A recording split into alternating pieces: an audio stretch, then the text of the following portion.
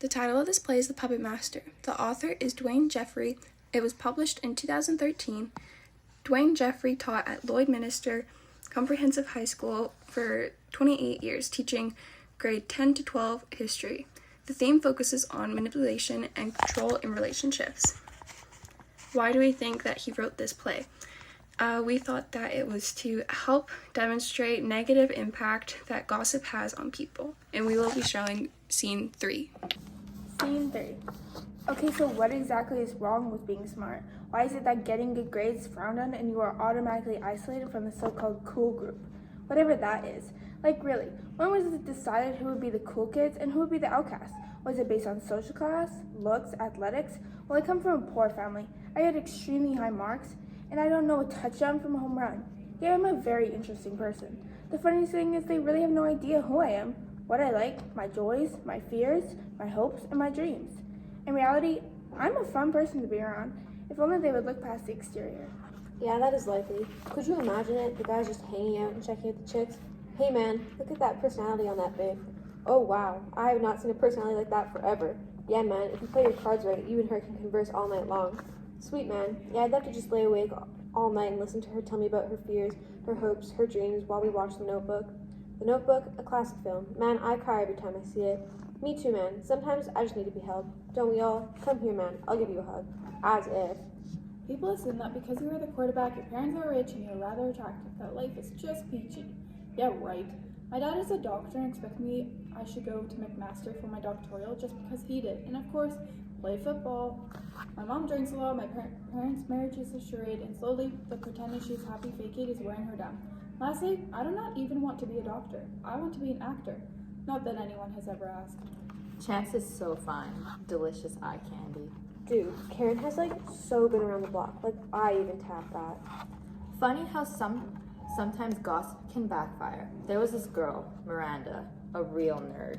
She usually wore her hair in pigtails, always had her head in a book, and always wore clothes from Walmart. Walmart, for Pete's sakes.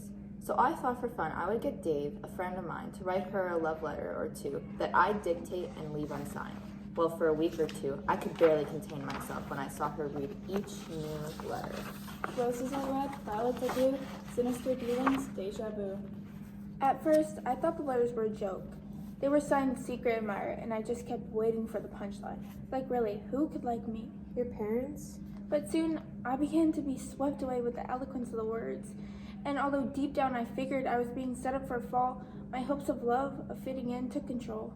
Miranda was a sweet girl. She made me laugh and she was a great partner to have. I enjoyed working on the chemistry project with her. We really clicked working together. Well, guess what? A brilliant idea came to mind. When I learned that Shy Miranda and a football star Chance, the pretty boy of the school, were partners, I figured this was too good to be true. So guess what we did? Yeah, we did. We wrote another letter and signed it Chance. Then we waited for the hysterics to begin. Figures, the nerd always gets put with the hot guy. She probably thinks second base is only in baseball. The fourth letter was the most romantic yet. It said my eyes lit up the room and that I was the only star of his universe. It was signed Chance. Well, soon I began to have feelings for Miranda. She was more than a superficial waif like the other girls I dated. She had substance, she had intelligence, she had wit, she had a quick sense of humor, and behind that insecurity and conservativeness lay a beautiful girl waiting to bloom. Roses are red, violets are blue, true love hit, and Cupid had no clue. Roses are red, plot is green. I'm every girl's living dream. My knees quivered as I wondered what I should say, what I should do. Sure, I had been crazy about him since I was in grade 6, but never even considered it more than a schoolgirl's fantasy. So at the end of class one day, I decided to ask her out. When he asked me out, it was like slow motion. I still remember the look in his eyes, the sincerity, the twinkle, the blue. I remember how every insecurity I had vanished and how I struggled to say yes, even though in my head I was screaming it so loud it echoed.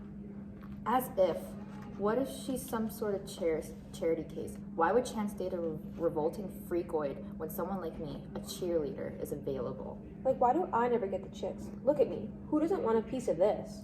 She was everything I wanted and needed. She taught me to be who I am and to stand up for myself.